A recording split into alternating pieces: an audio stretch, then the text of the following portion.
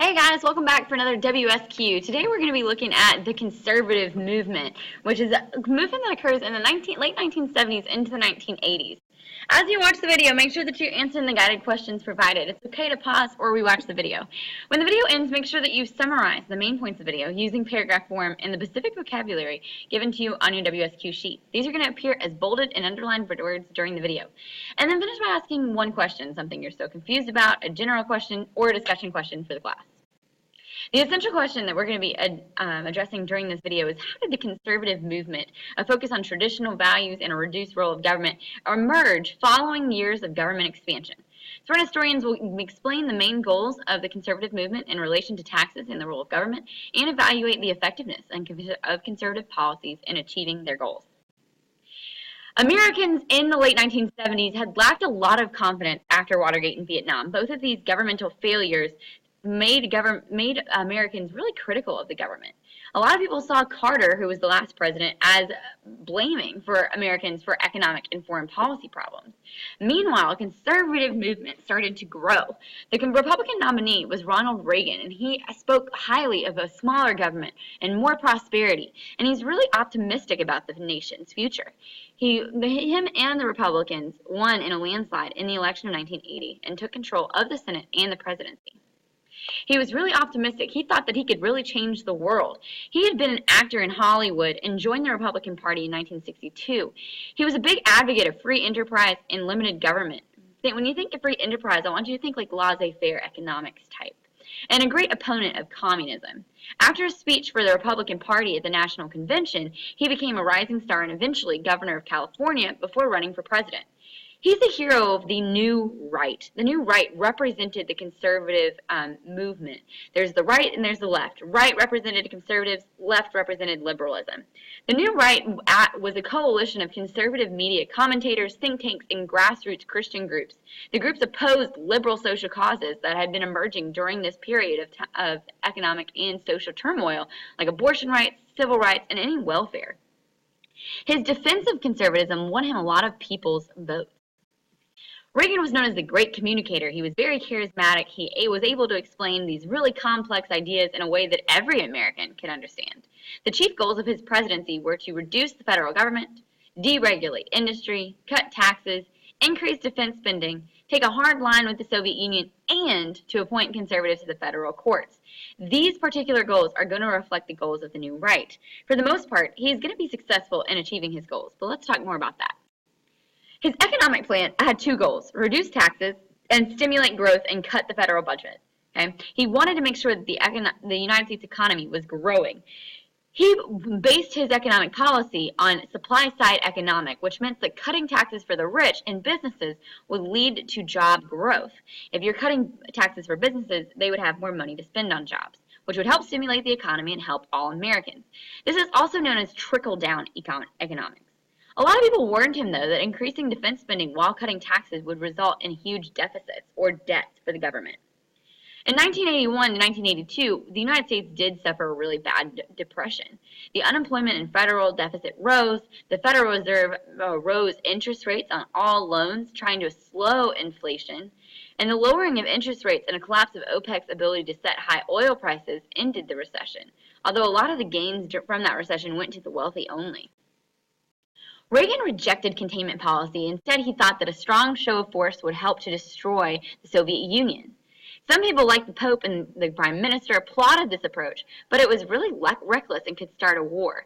He urged peace with strength. He increased the military budget by over $100 million in 4 years. He also attempted a new defense weapon called the Strategic Defense Initiative, also known as Star Wars, that would shoot down incoming space missiles from space. In the picture above, you can kind of see how the satellites from space would be able to shoot potential missiles that were intercontinental. It's not going to be successful. The power of the USSR started to decline under Brezhnev in the late 1970s. The economy was shrinking and corruption rose. They're also unable to contain some of the protests that were occurring in Eastern Europe. In 1985, Mikhail Gorbachev came to power in the USSR, and he wanted a better relationship with the United States. Reagan is going to be a lot more interested in negotiations after he was reelected in 1984. There was a series of meetings between the two resulted in the INF Treaty, or the Intermediate Range Nuclear Forces, that reduced the number of nuclear weapons that each nation had, kind of similar to the SALT I and II treaties. The U.S. began to really get involved in regional conflicts elsewhere in the world. Reagan really wanted to support anti-communist forces around the world, even if that meant supporting corruption. In El Salvador, for example, the U.S. supported the moderate in the Civil War that lasted until 1992. In Nicaragua, the Sandinistas were communists, and the U.S. supported the Contras. The CIA had been given them $220 million to aid the group. But when Congress found out about that, they cut off funding, even though the White House decided to continue to send aid privately.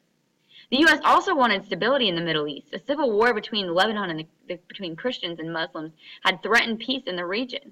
An international peacekeeping force was sent in, including Americans, but in October of 1983, 241 U.S. Marines were killed when their Beirut base was attacked. This was the first terrorist attack on Americans, and the U.S. decided to pull their troops out rather than risk more lives.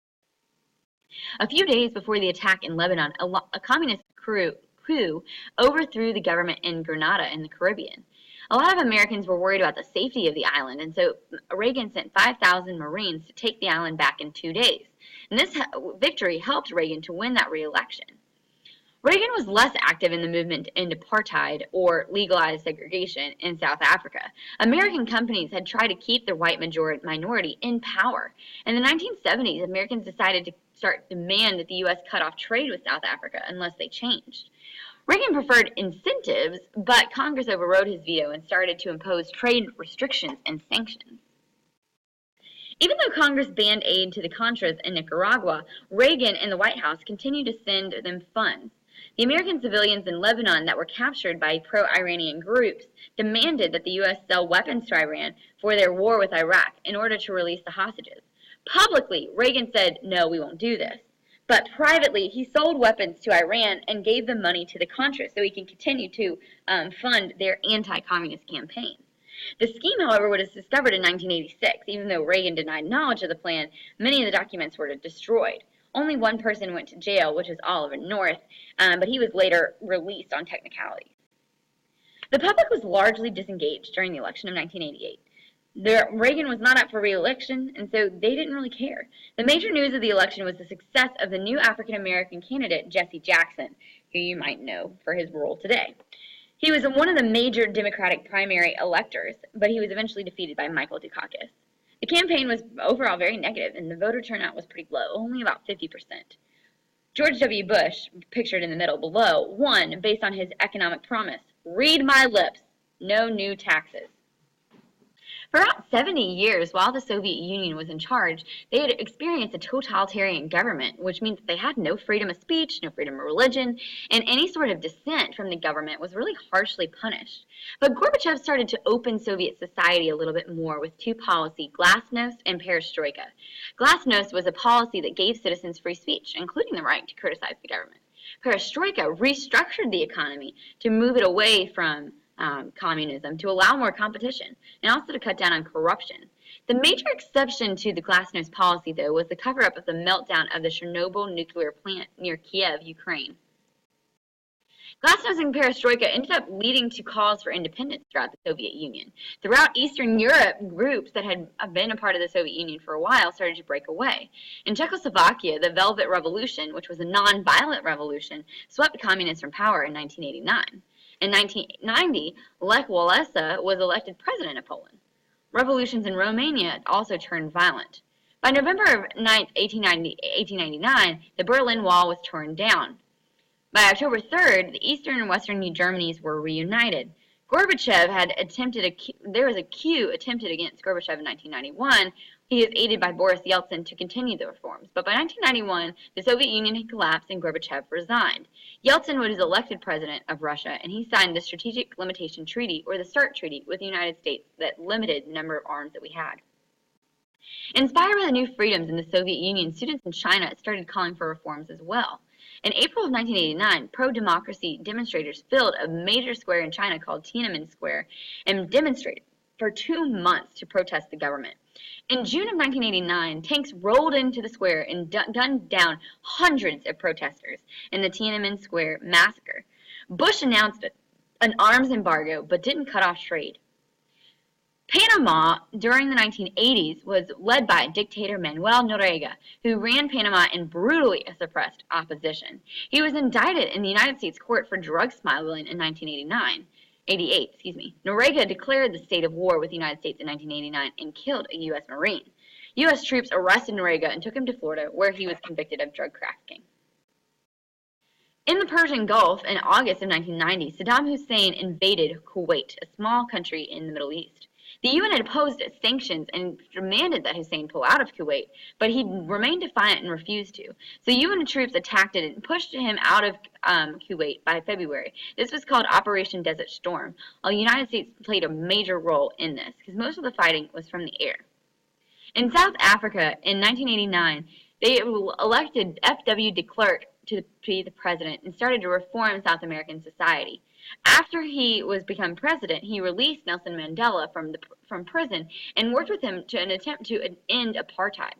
In 1994, new elections were held based on these reforms, and Nelson Mandela was elected the first black president.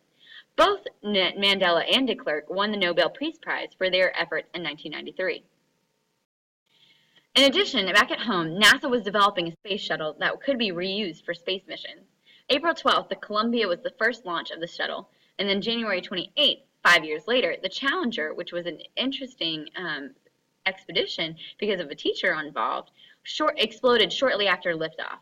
A lot of these space missions focus on scientific experiments that led to things like infrared cameras and also treatments for brain tumors that help us here. In the 1980s, there was a lot of uneven economic growth.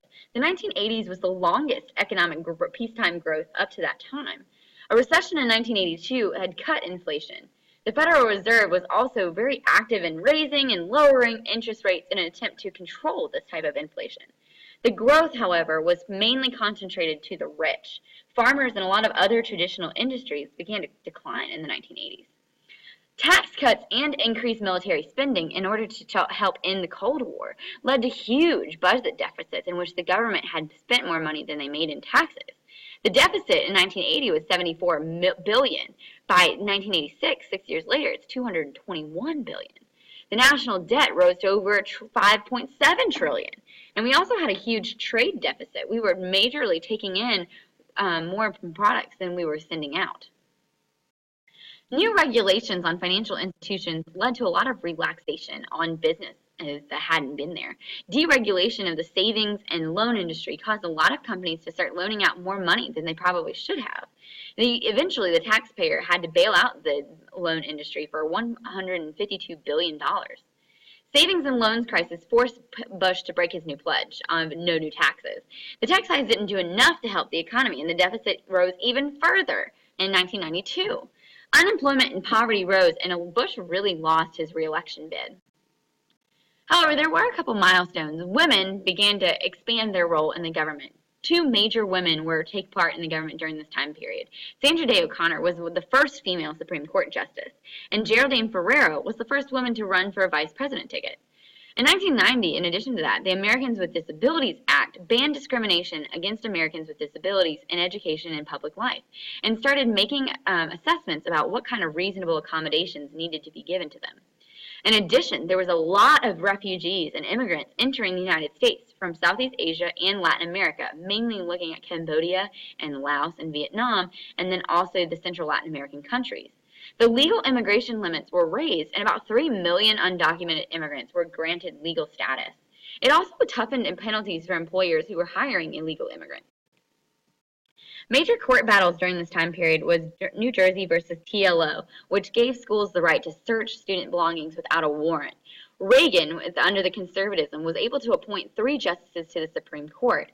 He and Bush attempted to put as many conservatives on the bench as possible. Bork and Kennedy were appointed by Reagan. Bush also nominated Clarence Thomas, who was one of the first African American justices. In 1981, a deadly disease called AIDS was discovered. A lot of people who contracted the virus were discriminated against because they thought that it could be passed on through hugging. At first, it appeared only among homosexual men and intravenous drug users. Still to this date, there's no cure for AIDS.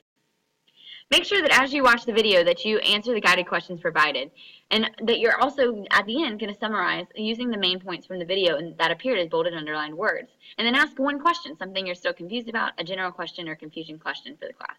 I'll see you in class.